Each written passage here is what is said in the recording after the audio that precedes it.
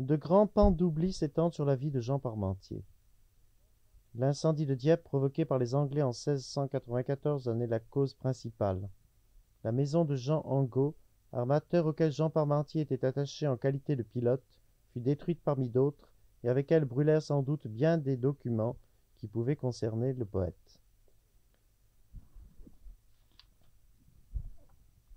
Jean Parmentier naquit à Dieppe en 1494. Il devait mourir en pleine possession de son talent à Sumatra en 1529, ainsi que son frère Raoul âgé de 30 ans. Il laissait une femme et 2 enfants. Nous ne savons rien de son enfance. Il était sans doute de condition modeste, car Crignon nous apprend qu'il n'a pas beaucoup hanté les écoles. Et lui-même nous confie que la pauvreté ne lui fut pas étrangère. Supposons qu'il fit jusqu'aux années 1519-20 son apprentissage de cosmographe et de marin. Nous savons par Crignon encore qu'il était habile et navigateur, expert à dresser des mappemondes et des cartes. De 1520 à 26, son activité littéraire se trouve paralysée par des expéditions maritimes pour le compte du célèbre armateur Angot. Certains admettent qu'il est le premier Français à avoir abordé au Brésil. Savary, qui a pu consulter des documents à Dieppe avant l'incendie de 94, puisqu'il écrit en 1675, affirme qu'il alla au Cap-Breton, à l'île de Fernambouc, puis, nous le savons, aux Moluques. Les Moluques étaient du reste le but de l'expédition. Ces habiles marins de Dieppe, dirigés par Angot, étendaient la puissance du roi de France jusqu'aux terres les plus neuves et les plus prometteuses, et notre flotte pouvait rivaliser avec les meilleures d'Europe. De ces expéditions, Parmentier ramenait les indigènes qui peuplaient sa petite ville devenue cosmopolite et rapportait outre les marchandises le souvenir des voyages qui désormais seront la source essentielle de son inspiration. Dans les années 1526 à 29, il présentera au concours des Puys de Rouen des chants royaux où l'allégorie se renouvelle, peuplée d'images des terres lointaines, de vaisseaux, de ciel et de mer. D'autre part, si la découverte de terres inconnues ravive son inspiration, Parmentier retrouve à son retour à Dieppe une atmosphère humaniste que crée autour de lui l'armateur de jour en jour plus célèbre Jean Angot.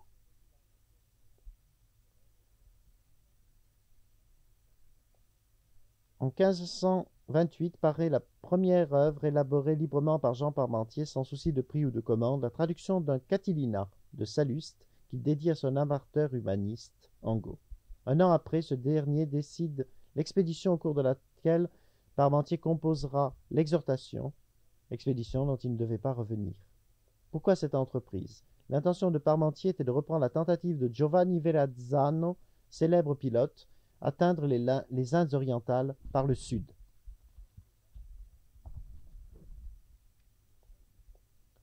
Il est hors de doute, dit M. Mola, que les frères Parmentier avaient préparé leur voyage avec soin. Ils avaient embauché un Rouennais, Jean Masson, qui savait parler la langue malaise. 150 hommes font partie de l'expédition, matelots, canonniers, arquebusiers, tambours, fifres, trompettes, chapelains, argentiers, barbiers, médecins, interprètes, astrologues. On peut suivre le voyage jour après jour dans le journal de bord qu'en a tenu Pierre Crignon. Les deux frères avaient pris le commandement de 2 navires auxquels Angot avait donné les noms de La Pensée et du Sacré. Nous issîmes du Havre de Dieppe, note Pierre Crisson, le jour de Pâques, 28e jour de mars 1529. Le 29 mai, les navigateurs découvrent la première île inconnue de leur route, l'île de l'Ascension qu'ils appellent la France. Ils passent ensuite le cap de Bonne-Espérance, atteignent Madagascar le 21 juillet. Le 3 août, c'est la traversée de la mer sans raison. De nombreux marins sont déjà malades et épuisés. Le 8 août, ils atteignent les Comores. Ils sont le 7 septembre aux Maldives. Jean Masson descend à terre et cueille des fruits. Ils visitent une mosquée et reçoivent du sucre candi. Enfin, le 29 octobre, ils aperçoivent à nouveau la terre et à la Toussaint abordent en Malaisie à Tikou. Tikou suscite l'intérêt des navigateurs à cause de son riz, de son poivre et de son or, et ils souhaitent faire des échanges commerciaux avec les indigènes à l'insu des Portugais. Sumatra appartenait alors à des rajas musulmans réputés pour leur cruauté. Néanmoins, Tikou leur semble une halte paisible, accueille des indigènes enthousiastes. On crie à l'alliance Tikou-France, France-Tikou. Et c'est pourtant là que Jean Parmentier trouve la mort ainsi que son frère Raoul. Pour expliquer la tragédie, on avance 2 hypothèses.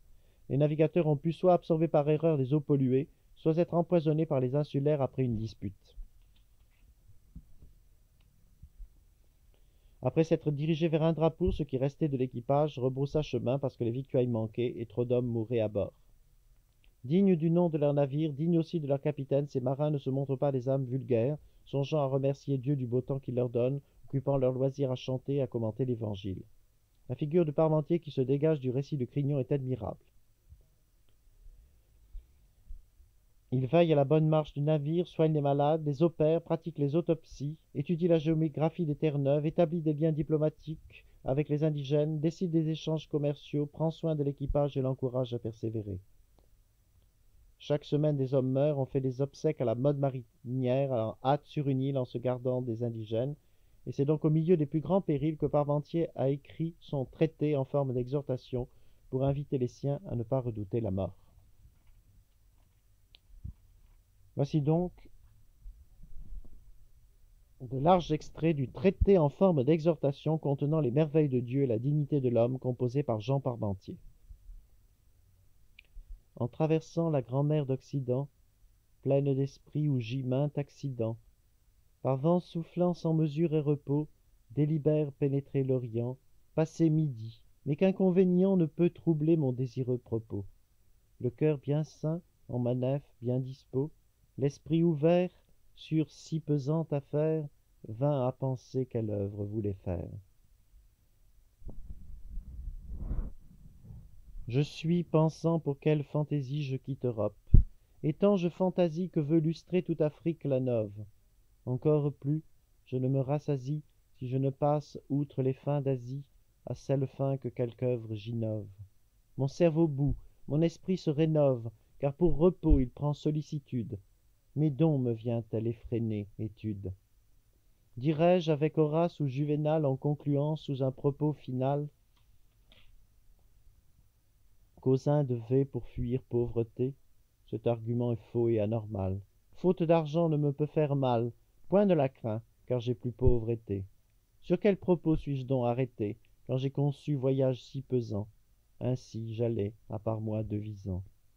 Alors raison contenta mon esprit, disant ainsi: quand ce vouloir te prit de te donner tant curieuse peine, cela tu fis afin qu'honneur t'esprit, comme François, qui premier entreprit de parvenir à terre si lointaine. Et pour donner conclusion certaine, tu l'entrepris à la gloire du roi, pour faire honneur au pays et à toi. Sur ce, pensif et tout mélancolique, entré en chambre où ma bibliothèque vint révolver pour trouver passe-temps, et m'adresser à l'ecclésiastique sur un beau mot de sentence authentique, pour tout haut cœur rendre plein et content, dont le vrai sens fut tel comme j'entends: qui veut avoir grande de gloire et honneur doit suivre Dieu, son souverain Seigneur. En suivant Dieu sur ce bas territoire, on trouvera le royaume de gloire. Pour suivre Dieu, on prendra avec lui bruit immortel, on obtiendra encore longueur de jour éternelle par mémoire, sans fâcherie ou soit mortel ennui. Que me vaut donc avoir tant circuit en terre et mer, puisqu'en plus prochain lieu on trouverait honneur en suivant Dieu. En suivant Dieu et ses commandements, ses douces lois et ses enseignements, on a honneur qui s'y veut humilier. Que me vaut donc de voir tant d'éléments, souffrir en mer tempêtes et tourments, ayant toujours des soucis un millier? Mieux m'eût valu me rendre cordelier avec François et saint Bonaventure, j'y eusse acquis honneur à l'aventure. C'est un état, comme l'ordre l'afferme, pour suivre Dieu, et si c'est à pied ferme sur le plancher aux vaches, bel et bien. Du bien souvent d'un beau bissac on s'arme, plein de lopins, de quoi le trait nous charme. Qui n'aurait plus, au moins c'est mieux que rien. Ils vont prêcher pour acquérir du bien et de l'honneur parmi dames dévotes, où il y a souvent de bonnes sottes. Et si j'étais cordelier d'aventure, aurais-je honneur pour porter sur la dure le beau bissac comme un pauvre bélitre? Tout bien pensé de tel état n'est cure, mieux me vaudrait la bonne grosse cure de quelque abeille, afin de porter mitre. J'aurai honneur, car j'aurai un beau titre, mais je ne sais si c'est le droit du jeu et l'honneur vrai qu'on a pour suivre Dieu. Je mets tout un, de tels gens ne veux être, car aussi bien je n'ai argent à mettre sur le bureau pour avoir bénéfice, et sans argent on n'a bulle ni lettre, si on est subtil pour s'entremettre, dans crocheter par dol ou par blandice. Mais j'eusse eu autre moyen propice d'avoir honneur comme les autres ont, en acquérant le brave bonnet rond.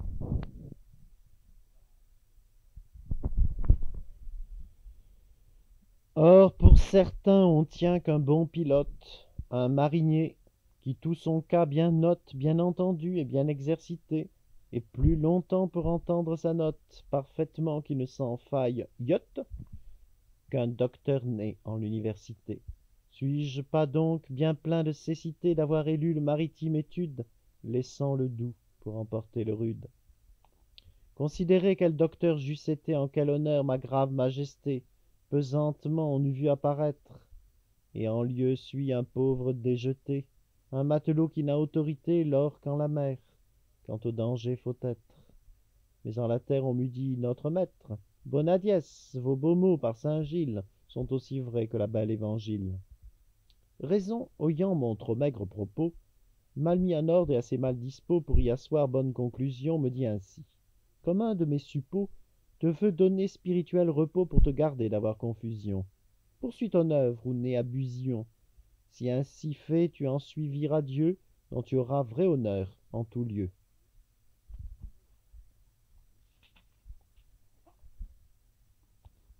Les merveilles de la mer. Mais veux-tu mieux connaître sa puissance que pour suivre sous son obéissance ton beau voyage et navigation, tu pourras contempler à plaisance son haut pouvoir par grande ébahissance, voyant la mer en son inflation, sa merveilleuse et grosse élation, onde mouvant par fluctuation, sa profondeur, son creux et son abîme. Lors tu diras par admiration, Seigneur qui fais telle opération, tant ta vertu est grande et altissime. Qui connaîtra les merveilles de mer, l'horrible son plein de périls amers, des flots émus et troublés sans mesure, qui la verra par gros vents écumés, pousser, fumer, sublimer, s'abîmer, et puis soudain, tranquille, sans fracture, qui connaîtra son ordre et sa nature, mais qui dira j'ai vu telle aventure, sinon celui qui navigue dessus, c'est celui-là peut bien dire par droiture, ô merveilleuse et terrible facture du merveilleux qui habite là-dessus. Ô navigants, ô pauvres matelots qui connaissez la nature et les flots de la grand-mer où prétendez profit, levez les yeux, ayant les cœurs dévots devers le ciel, je serai dévot à donner gloire à celui qui la fit, sans lâcheté dont main est déconfit. Soit à toujours votre parler confit en sa louange et en son seul honneur, et vous aurez, nonobstant tout conflit, de ces biens tant que direz il suffit, car c'est lui seul vrai libéral d'honneur. Considérez la grandeur et l'étente de cette mer tant large et tant patente, dont la moitié pourrait noyer la terre, et nonobstant sa force violente, la main de Dieu forte et omnipotente la tient ensemble en arrêt et en serre. Par sa puissance en lieu borné la serre, par sa prudence il lui donne son air, son mouvement et son cours ordinaire, et quand elle bruit comme horrible tonnerre, dont pauvrement main équipage un air, par sa clémence il l'apaise et fait taire. Considérez les merveilleux troupeaux qu'on voit cingler au travers de ces eaux de gros poissons et d'horribles belus, diversement et à si grand monceau qu'engin humain jugerait cela faux si de premier telle bête n'était vue. Ils sont sans nombre et toutes sont repues. Le seul parfait qui surmonte les nus sustente tout et leur donne pasture, qu'ils vont chercher parmi vagues émues, en sortissant de leur profonde mue, jouxte l'instruit de leur propre nature. Or, voyez donc quelle puissance assouvie a celui seul qui seul donne à tous vie, qui tout nourrit en vertu de sa grâce, à qui mieux chacun par bonne envie. Considérez en pensée ravie ce haut pouvoir plein de sainte efficace, et vous aurez cause bien efficace de lui donner louange en toute place, et d'exalter son saint nom et sa gloire, et s'humilier devant sa sainte face, et le servir par effet péremptoire. La dignité de l'homme. Car, outre plus, considérez comment l'homme mortel a eu l'entendement, l'esprit, le cœur et la grande hardiesse de naviguer pendant un gros tourment, durant un temps par vent trop véhément, en soutenant sur mer mainte rudesse, Ô Dieu vivant, qu'est-ce de l'homme, qu'est-ce de lui qu'il a en ta pensée, tant que bien près d'angélique hôtesse, il a atteint son esprit noblesse par la vertu que lui a dispensée. Pour démontrer ta puissance et grandeur, tu as fait l'homme en charitable ardeur, et chacun jour tu le viens visiter, tant que tu veux, pour lui donner bonheur, le couronner de grand gloire et d'honneur, si en ton service il veuille persister. Car j'ose bien de l'homme réciter qu'il n'est vivant qui sache résister contre son sens quand son esprit s'efforce. Tu as voulu si hautement monter que sous ses pieds il peut tout surmonter, moyennant toi qui lui donnes telle force. Tu l'as élu souverain admiral, grand capitaine et grand chef général, en mer, en terre et même parmi l'air. Tu l'as fait roi, tu l'as fait capital entre tes faits, comme le principal de tout vivant dont on saurait parler. Bêtes brutaux ne sauraient où aller, poissons cinglés, ni les oiseaux volés, que tous ne soient sous le pouvoir de l'homme. C'est ta vertu qu'en lui fait rutiler. Tout vient de toi, nul ne le peut sceller, car rien sans toi ne s'achève et consomme.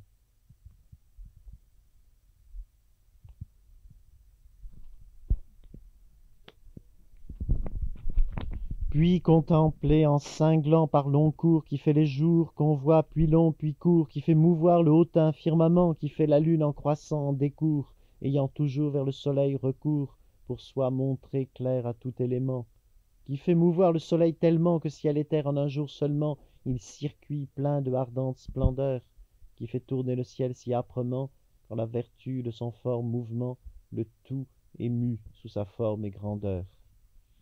Les merveilles du ciel. Et maintenant les merveilles de l'air. Ainsi pensant aux merveilles divines qui sont au ciel et aux ondes marines, vous parviendrez à l'honneur glorieux. Mais passons outre et voyons les hauts signes de ces vertus mirables et insignes qui sont en l'air selon les divers lieux. L'un air est fin, l'autre toujours pluvieux, caligineux, obscur et ennuyeux. L'un est joyeux, l'autre est plein de tourments. L'un est fort chaud, l'autre froid, rigoureux. L'un est fort doux, l'autre mal amoureux. Et si tout sert, considère comment.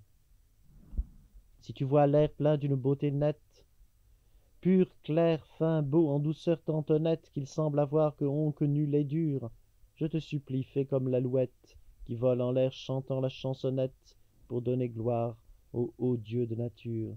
Cette petite et belle créature oublie tout et manger et pasture pour gringoter ses chants et ses flirtis en louant Dieu, ô humaine facture. Si tu fais moins, c'est bien contre droiture. Rends gloire à Dieu, dont tout bien sont sortis. Vois en ton cœur par contemplation, pénètre l'air par spéculation, va jusqu'à Dieu de plein vol de pensée, puis fais sortir de méditation un doux motet à l'exaltation du seul qui fait telle beauté compassée. Et si en ce point est sa grandeur pensée, de dans ton cœur bien pesé et passé parmi louanges à sa gloire mystique, ta voix serait bien rude et bien cassée, s'il n'est de Dieu beaucoup plus exaucé que tous les chants qu'onque pensa musique. Et si tu vois par façon opposite l'air obscurci que le gros vent excite par grand tempête et tourmente soudaine, ce nonobstant sans parole maldite, sans murmurer soit la pensée induite à louer Dieu en sa vertu hautaine, considérant que la grosse baleine y prend plaisir, et à force d'haleine, voyant tel temps fait l'eau bondir en l'air, elle s'émeut, elle saute, elle se pourmène, se jette en l'air, et tel plaisir elle mène, qu'il semble avoir qu'elle doive voler.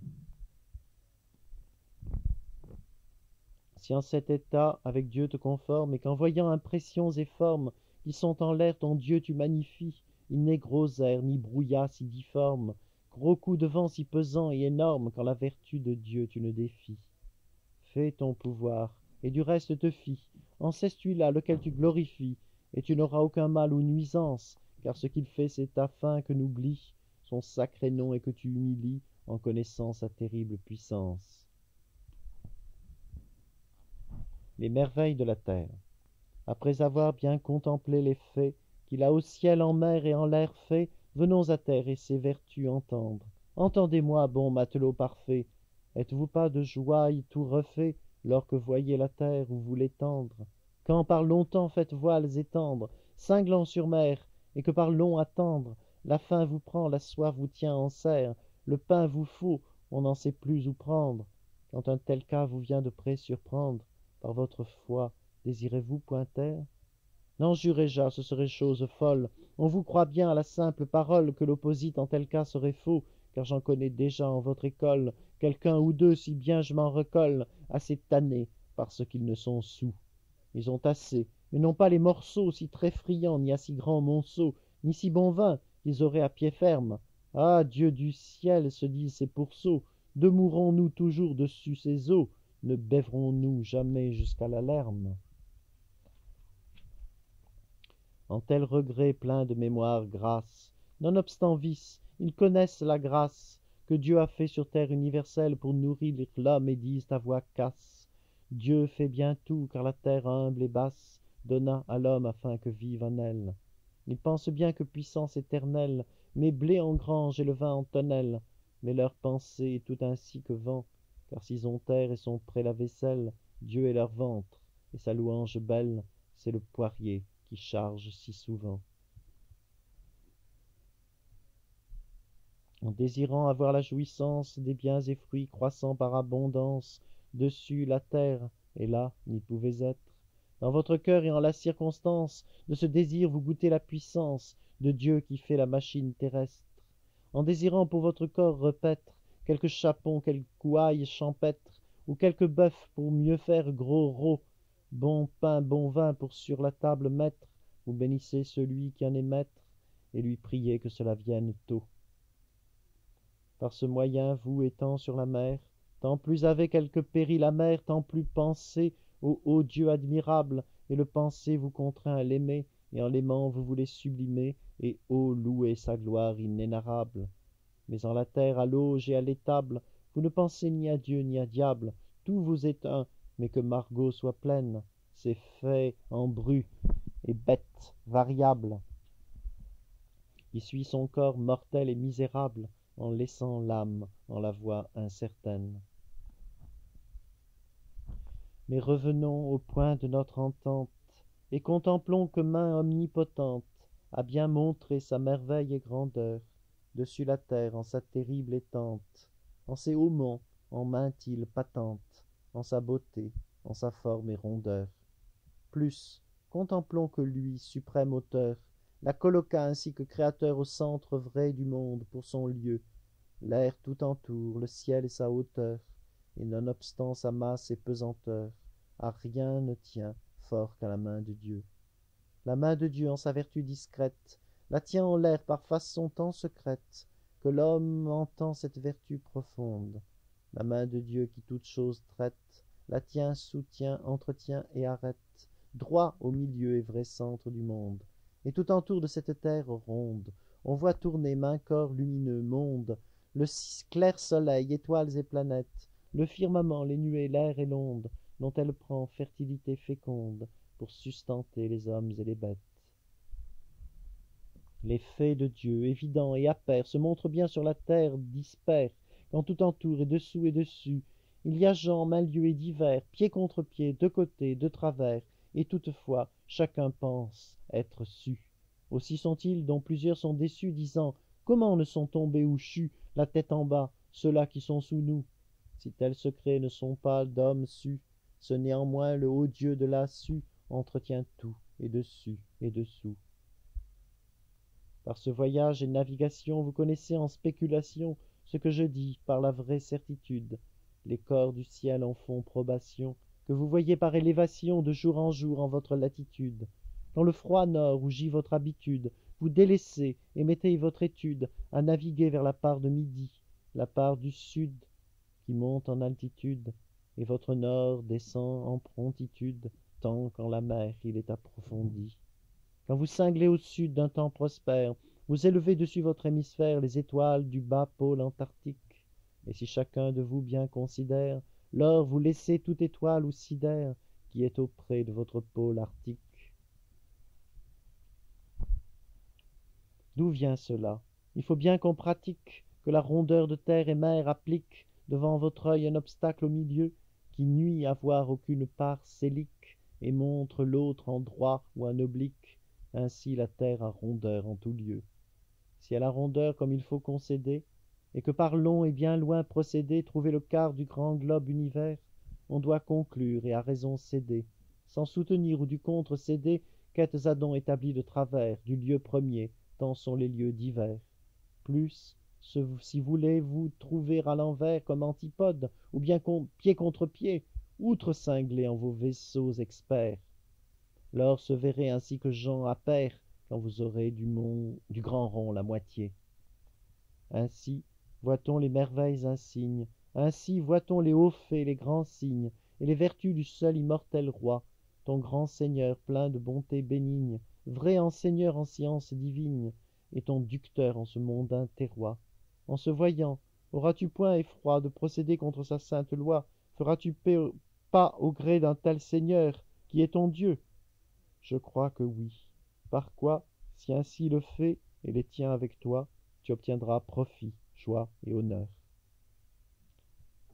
Quand j'eus ouï et entendu raison, ainsi parler par prudente oraison, je fus si plein de joie et de plaisir, qu'on n'a n'eût autant ma maison. Par quoi conclus qu'il était bien saison, pour éviter ennui et déplaisir, d'écrire tout à mon petit loisir, comme raison m'avait bien fait entendre, et à mes gens le donner à entendre. Ce que j'ai fait, dont à Dieu soit la gloire, qui nous conduit et conduira encore, comme j'espère, en faisant bon voyage, et pour avoir toujours de lui mémoire, de cet écrit que raison remémore, à vous, maître, d'un fraternel courage, j'en fais présent, et à tout l'équipage, en vous priant, mes frères et amis, qu'ayons toujours à Dieu notre cœur mis. C'était l'exhortation de Parmentier, composée lors de son dernier voyage.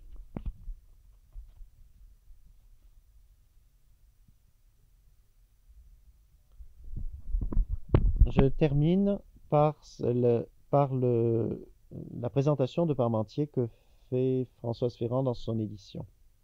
Tantôt sur mer, tantôt au port natal, tour à tour cosmographe, navigateur, découvreur de terres nouvelles, poète et traducteur, Jean Parmentier se place sous le double signe de la mouvance et de l'évolution. Dans cette personnalité aux dons multiples, l'homme nouveau ne vient pas affronter l'homme de la tradition. À chaque retour en Normandie, le poète retrouve les concours de poésie à forme fixe, et il s'en fait l'illustrateur en y participant. À la découverte de nouvelles routes marines et d'îles inconnues, il compose une poésie libre et toute personnelle. Par ailleurs, sa fidélité au dogme catholique s'exprime dans les chants royaux, mais s'y ajoute dans l'exhortation une confiance tout aussi vive dans la nature humaine qui montre que Parmentier n'est pas resté indifférent à la pensée de l'humanisme, notamment à celle de Pic de la Mirandole, à laquelle il fait de larges emprunts. Le poète dénonce l'homme enclin au mal, esclave des convoitises du monde, mais c'est toujours avec l'espoir de le voir se libérer du péché, afin qu'ayant atteint la perfection, il puisse exercer sa domination sur toute chose créée, car il voit d'abord dans l'homme le chef-d'œuvre de Dieu. Son émerveillement devant la nature humaine s'allie à la joyeuse découverte du monde, et ses louanges vont plus au Dieu créateur qu'au Dieu rédempteur. Premier chant de l'exotisme, a-t-on dit de l'exhortation, peut-être. La nature y tient une place prépondérante, non plus les jardins clos et les printemps convenus, mais les espaces lointains, la mer, les cieux nouveaux. Avec ce long poème, Parmentier donne naissance à un lyrisme que l'on pourrait dire cosmique, et dont Marguerite de Navarre se souviendra dans ses prisons. Voilà, c'était cette cassette consacrée, avec quelques erreurs dues à la difficulté de lecture à cause du vocabulaire et de la métrique, ainsi qu'à une certaine fatigue.